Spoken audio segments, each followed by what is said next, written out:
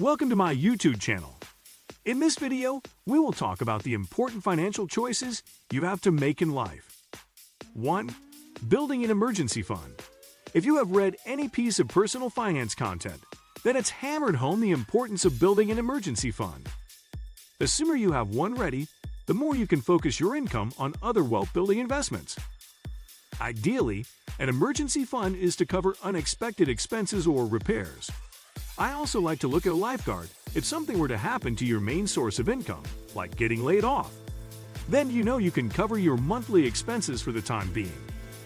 Most experts and financial writers recommend 3 to 6 months of expenses saved, but me being a bit extreme and always remember, when I was jobless for 8 months, I've saved close to a year's worth. But what you decided is your personal choice, but it can save you when you weren't expecting to need it. 2. Investing for retirement. The sooner you start investing for retirement, the better your golden years will be. While you cannot predict how long you will live, you need to start financially preparing yourself. Many people figure they can worry about retirement saving for later.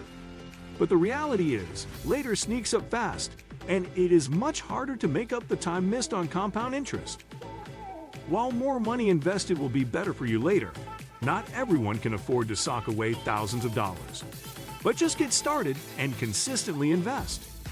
As you go along, you can start contributing more or slowly increase your contributions.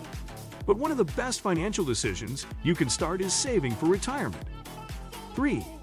Create a debt payoff strategy. If you have high-interest credit card debt or student loan debt, you want to immediately start figuring out a payoff strategy. The last thing you want to do is be stuck in a vicious cycle of debt because of interest rates. Plus, you just are throwing more money away. For your debt, you can look at the debt snowball or debt avalanche methods. Both strategies have advantages and disadvantages, but can help you tackle your debt much faster. With credit cards, you want to avoid just paying the minimum monthly balance. Put as much as possible towards the balance each month if you cannot pay it off. And for student loans, if your debt is insanely high, consider refinancing or consolidating to help you with the payments. Trying using the free service from Credible, which helps you find the best rates. 4. Improving your credit history. Your credit score and history follow you throughout your life. Whether you like that or not, it's an inevitable part of our lives. And one of the best financial decisions you can make is actively monitoring it and improving your score if it is low.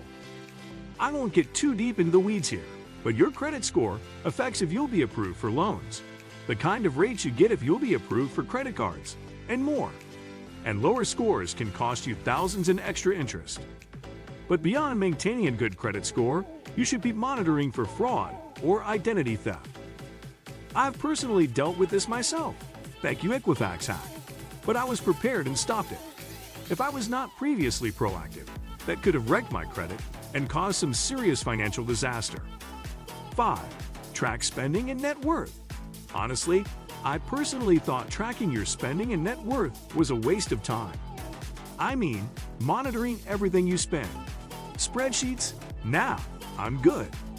But this quickly led me to live paycheck to paycheck because I didn't have a clue as to what my exact expenses were.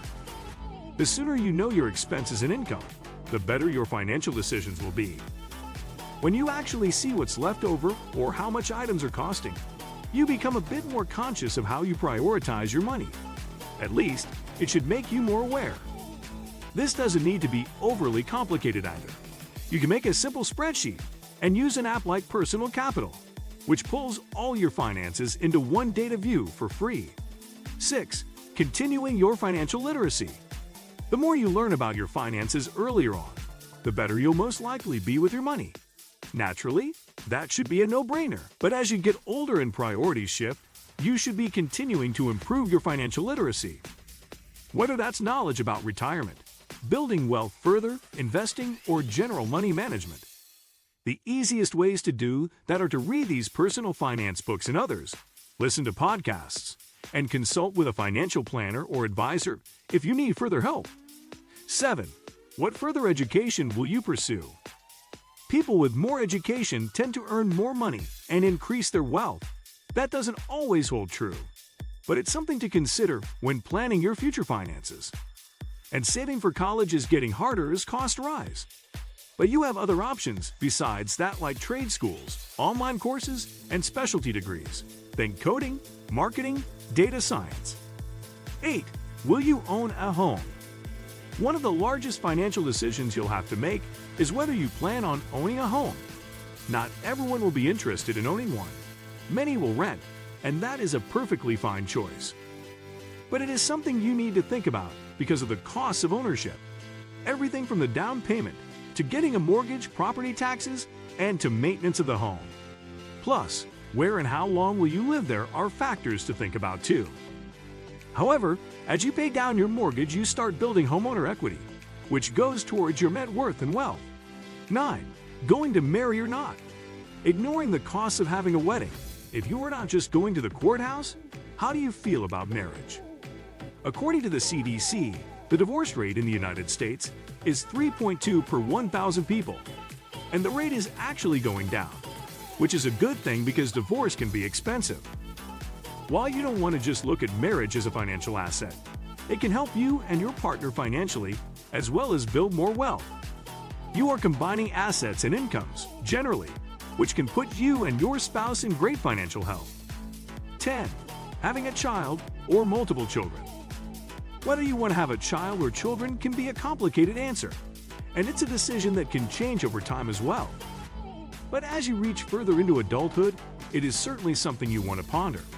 And if you are married or have a significant other, it's something you want to talk about so you are both on the same page. According to The Street, by the time that newborn baby turns age 18, U.S. families will have spent an average of $233,610 on their child. And that is before college tuition bills start factoring into the household budget. That does not mean you will spend that much, but that's a general average. Make sure to watch the full video. Let me know in the comment section below. Before you go, please hit the like button and subscribe to my channel. Thanks for watching.